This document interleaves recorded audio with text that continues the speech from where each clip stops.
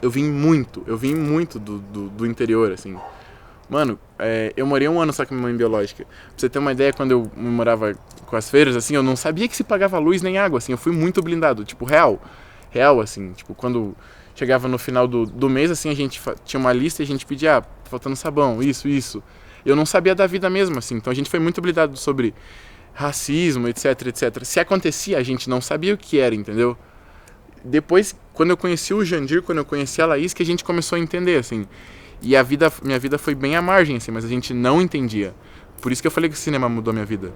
Porque depois que você começa a entender como é que a vida é, você começa a questionar, assim, por que isso é assim? E por que aconteceu assado, assado, assado?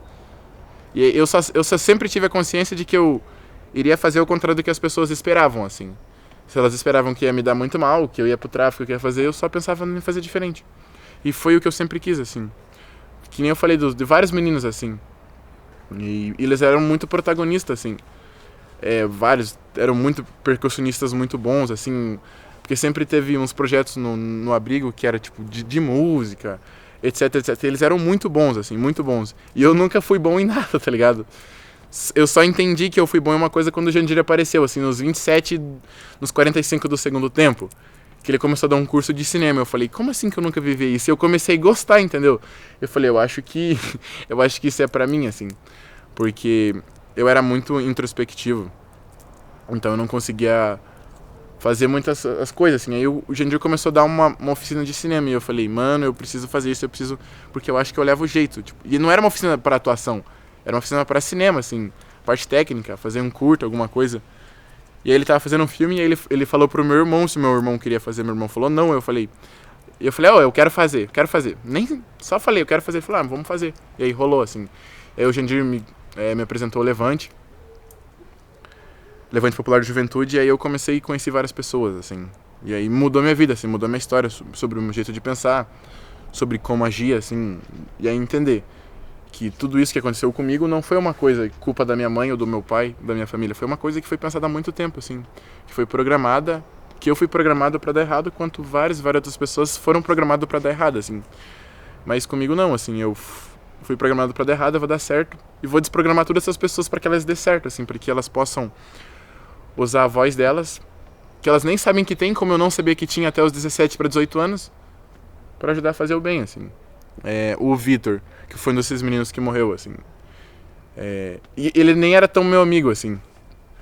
E como eu falei pra você que eu vim de um segundo abrigo, eu era muito de boas, porque eu sempre fui muito nerdzão, assim. Então eles eram bem mais porra louca, assim, porque os irmãos deles já eram traficantes, coisa errada.